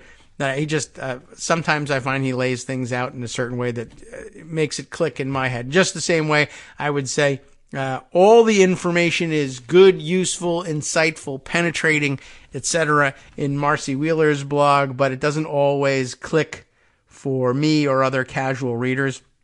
But what I've got available here to share with you is Terry Canfield's similar approach, laying out all of the evidence here. The more I think about it, it begins, of course, with the Heather Cox Richardson quote. "The more it seems the main story of the past decade has been Russian disinformation to undermine U.S. democracy." Now, I guess she's linked here to Richardson's own Twitter thread about it. And yeah, here she links too. That's how it was. I went to take a look at what did she say and why did she say it that way. And yeah, that's where she linked to Josh Marshall's piece. Oh, as a matter of fact, then maybe she's using a gift link and all of that. She provides a way through to all of that. So maybe we can, in fact, double back and read that. This is Josh's piece, More Aftershocks Out of Russia's Long Hunter Biden Disinfo Campaign. So we're back to the Hunter Biden part of the story, but just as an entry point here. Last week, we discussed new, truly smoking gun evidence confirming what has always been pretty obvious to anyone with their eyes open. The entirety of the Hunter Biden scandal, enclosed in scare quotes there, to the degree that it has anything to do with President Biden or Ukraine, is the product of a disinformation campaign run by Russian intelligence. We learned that through the Smirnov case and the breaking news on that in the last week. He's right. What's more, to whatever extent the younger Biden might be guilty of tax crimes or other wrongdoing tied to his multi-year drug binge, the fact that those issues came to light is highly, highly likely to be the work of Russian intelligence or those working on their behalf. The first point is not even really disputed now. That comes down to the new federal charges against Alexander Smirnov, the once purportedly trusted FBI informant who the Hunter Biden special counsel's office now says is part of an ongoing plot to spread misinformation and lies from Russian intelligence officials, not just about 2020, but to affect the 2024 election as well. But a lot of this goes back to 2020 and what we must now call the fabled and notorious Hunter Biden laptop. That's too also enclosed in scare quotes. In the final days of the 2020 campaign, the New York Post published what were billed as blockbuster emails from the laptop. Almost the entire U.S. political media had, by that point, spent 4 years in a mix of second-guessing and navel-gazing over their treatment of the hacked DNC emails in 2016. The laptop emerged from such a forest of red flags that the Post was the only U.S. publication that would touch the story. This was especially the case since the laptop was being hawked by none other than Rudy Giuliani, who had helped get the president impeached a year earlier over the Russian dirt safaris. That was the phrase that caught Heather Cox Richardson's eye. The Russian dirt safaris he'd been running in Ukraine and other parts of the former Soviet Union. There were so many red flags tied to the laptop that other media organizations at first kept their distance, and Twitter briefly blocked access to the story on their platform. Soon after the Post story ran, a group of 51 former intelligence officials released a public letter saying the laptop, quote, has all the classic earmarks of a Russian information operation, unquote. Beyond whatever the laptop contained, these initial reactions, including the letter, became a flashpoint of Trumpite grievance even down till today. Purported election interference that prevented the election eve document dump from turning the election for Trump. I was reminded of this as recently as last night, he said the other day, when I saw a video of Donald Trump's latest interview with Fox News in which Bret Baier confronts him pretty directly with the fact that he lost the 2020 election. Full stop. Trump starts filibustering and blurting out these code phrases that most people who aren't in the MAGA world couldn't even understand. It's actually a good piece of evidence for the Trump rage dementia discussion, but that's a topic for a different post. Part of that comes when he says, FBI, Twitter, the 51 agents, and then later, including things like the 51 intelligence agents. This is all a reference to that letter. It's like literally the second brain bucket fragment Trump reaches for when he's confronted with a Fox News interviewer just saying more or less, dude, you lost, take the L and move on. But now, with the Smirnov revelations, some of those 51 agents, and, Trump points to that and says, see, it's so corrupt that they got 51 agents lied about how important this was. Except, as it turns out, some of those 51 agents now are quite understandably on a bit of a vindication tour. Ken Delanian has a piece on that here, and it's linked. It's an NBC News piece. I stored it away. As Delanian makes clear, the issue has never been whether the emails on the purported laptop are real. The issue is exactly how these private emails and photos managed to enter the public domain 3 weeks before the 2020 election. And gee whiz, how did that happen, right? How convenient. After all the Russia-hacked DNC emails from 2016 were, so far as we know, authentic too. This is a distinction many miss and many others willfully elide. The argument of those former intelligence officials today is that whatever the truth ended up being, their request for caution was merited and offered in good faith. But as I've argued, I'm pretty sure they were actually right. And I'm pretty sure that they think they were too.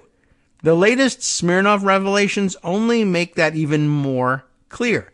At every stage of the Hunter Biden and Burisma Biden Ukraine bribes stories, the fingerprints of Russian intelligence have been there. It simply defies credulity to believe that the younger Biden's trove of emails coming to light weeks before the 2020 election somehow was the one legit link in the whole chain. That is especially the case because the purported legend or cover story has simply never passed the laugh test. My strong sense, based on all the available evidence, is that the government has simply never really investigated that point. And what point are we talking about here? That they just blurted out, well, the reason we have these things is Hunter Biden took his laptop to a computer place to have it repaired. Yeah. And then he never went back to get it. Well, then why did he take it to be repaired? He got $5 million bribe, so he just bought another laptop. Well, but why take this one to a repair place at all? And why take it to a repair place where the guy is just going to crack it open and read the emails and then give the emails to Rudy Giuliani? Like, what repair place does that? No answer for any of that. That's why Josh says it. My strong sense is, based on all the available evidence, the government never really investigated that point. To the best of my knowledge, the most specific information about this comes from a filing by Special Counsel Weiss's office from January, responding to Hunter Biden's petition to throw out the charges against him. The filing notes that prosecutors verified at least some of the contents of the laptop by comparing them to the contents of Hunter Biden's Apple iCloud account, which they had subpoenaed. But about the physical device itself, the laptop, right? The so-called laptop. It simply says in passing, investigators also later came into possession of the defendant's Apple MacBook Pro, which he had left at a computer store. This suggests little more than a pro forma investigation of the chain of custody of the laptop. Whistleblower Gary Shapley told House investigators that the FBI had also tied the computer's device ID to that iCloud account, suggesting that the computer had at least backed up to Biden's iCloud and lends credence to the belief that the physical device was Biden's, regardless of how it got to the repair shop.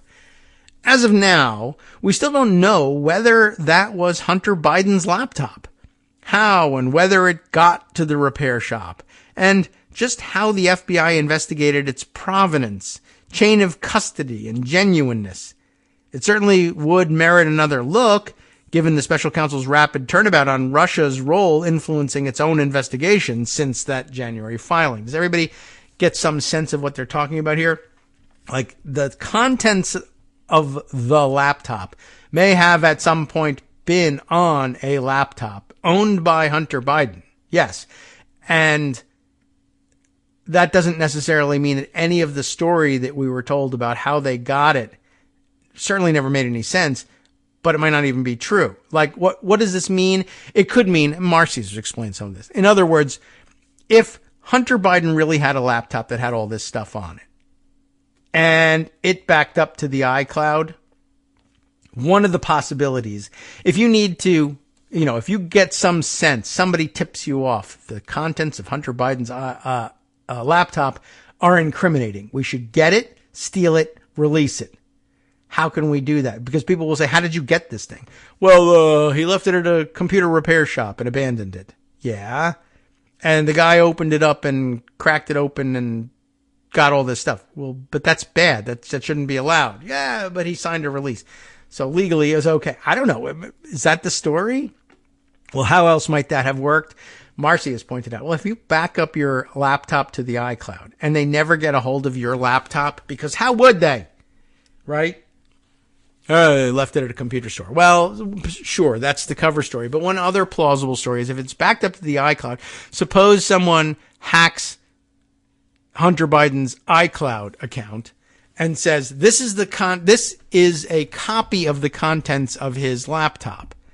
If I then copy the contents of his laptop onto another laptop, onto a hard drive somewhere, and then say, this hard drive now holds the contents of his iCloud account, and I say that, okay, well, I then put that hard drive into an Apple MacBook and give it to a computer guy and say, I need you to say that this is Hunter Biden's laptop and that you have it because he gave it to you to fix and you suddenly discovered this stuff. And then I want you to do that, and I want you to do that 3 weeks before the election, and then we'll all marvel at all of this stuff. As opposed to saying, we hacked Hunter Biden's iCloud account, the actual contents of his computer are now open to inspection. That would get you in trouble, right? So instead they say, he left the laptop for repair and then forgot all about it because he has so many laptops because he's so rich and he's being bribed so much that he just forgets laptops everywhere. No, a more plausible story actually probably is we hacked his iCloud account, we downloaded it to a laptop, and then we said, look what I found, Hunter Biden's laptop. Well, sort of. Hunter Biden never touched that piece of equipment, never owned that piece of equipment. But the data, which is the important stuff in their view, is Hunter Biden's. We stole it and put it on another machine that he never owned and then pretended that he left this one at a repair shop. That's the theory that they're working on, right? That no one ever investigated. Are there Hunter Biden physical fingerprints on this thing, this machine? Because as Marcy kept pointing out, nobody ever went out and said, look what I have. Everyone recognizes this as a laptop computer, right? I have Hunter Biden's laptop. This is it. Take a look. You'd have questions about how did you get it? Where did it come from? Is it really his? But they never even really did that. Hunter Biden's laptop, the reason that's always enclosed in quotes, like when Josh refers to it, is that all they have ever really had is a hard drive that they said they pulled out of a laptop. But why would you do that? Why would you remove it from a laptop? If you're, that's what he's getting at here. Okay. Now, that was of some real interest, I thought, that they never really tackled and never really honestly addressed where did this damn thing come from, and why is it that no one will simply say, yes, the actual laptop unit here, that was his, and why, explained how it is that somebody bothers to take a laptop in for repair because it's important to them and they want it working, but then never goes back to get it and seemingly abandoned. Well, he was on drugs in some way, or he's very rich, or both. Is that really plausible?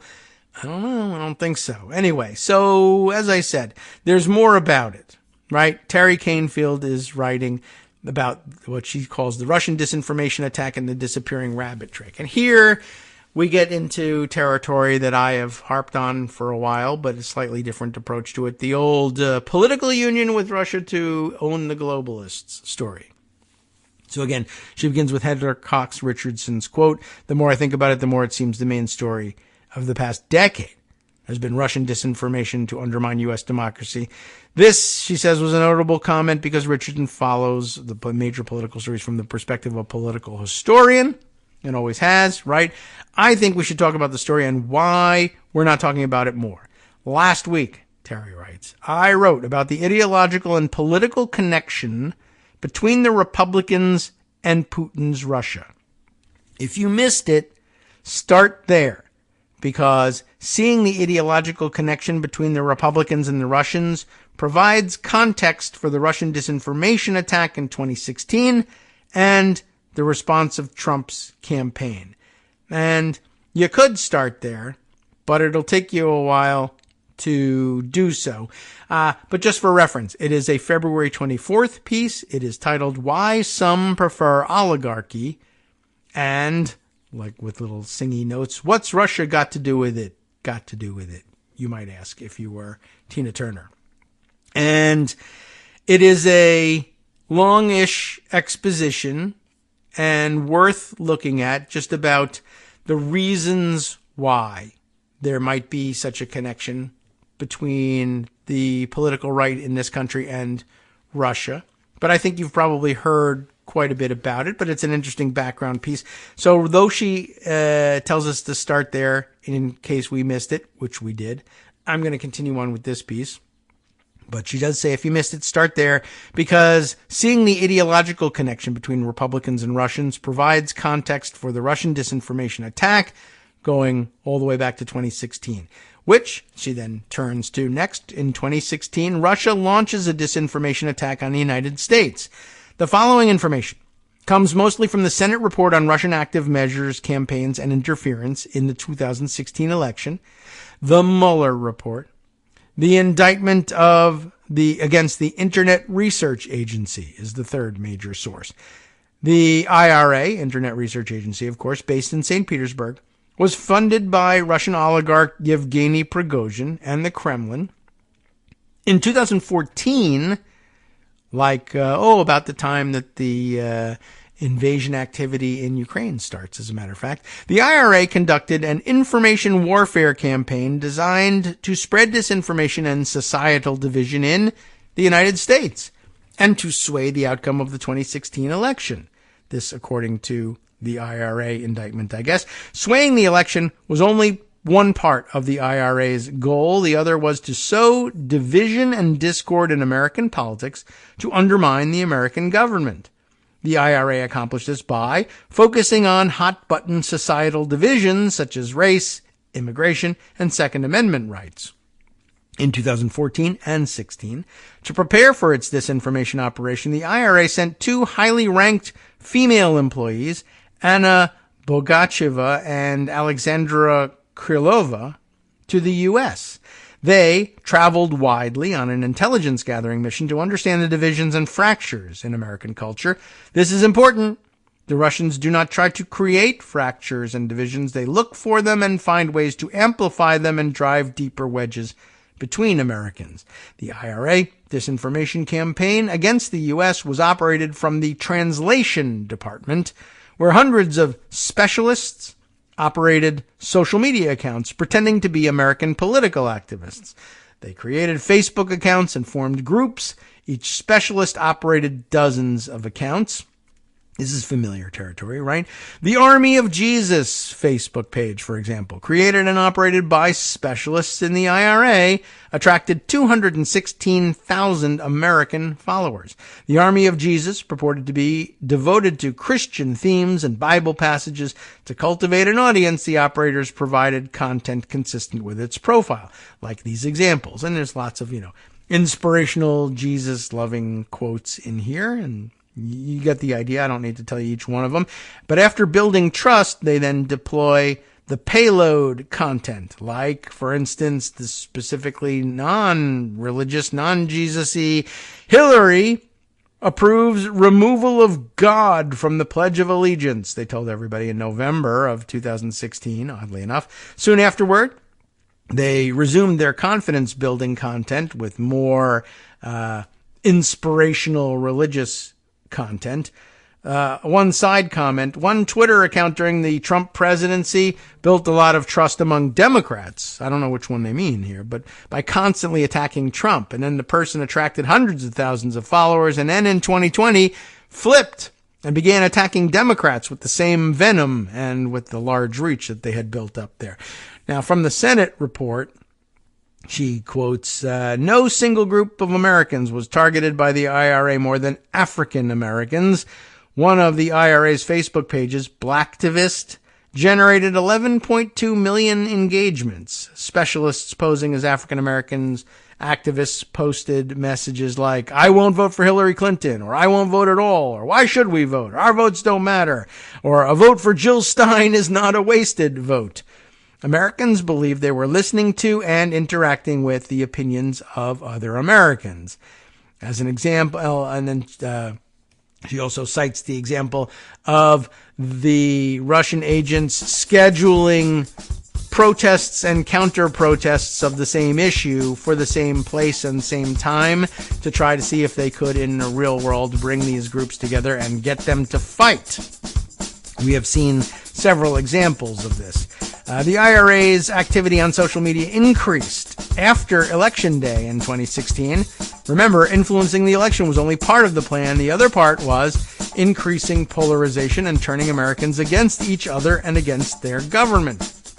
Which, by the way, was pretty much exactly what the Republican leaders who were recorded in June of 2016 saying they had just met with and learned from the then Ukrainian prime minister was the goal of Russian interference in Ukraine and how it was going to spread throughout the Western world, although they probably believed it would begin and end in Europe and never reach the United States, but it, of course, already had.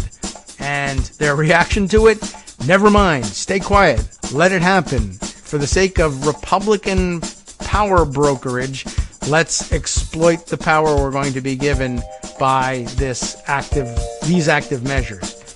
Don't tell anyone. That's how you know we're family here. Very interesting. We'll have to consider more of this as we reflect on what the Supreme Court has done to us today over the next couple of days. Tomorrow we'll be back with Joan McCarter. And you've been listening to Kagro in the Morning with David Waldman. Yes, thank you very much. Well, Joan McCarter will be on Hand and Weekend, in fact, talk about there not being a government shutdown, at least temporarily. We'll talk about how long that's going to last and what the likelihood is that they would come to a permanent solution anytime in the near future. And, of course, I'm sure some reflections on what's happened in the Supreme Court. Stay tuned for Justice next. I bet he'll head there as well.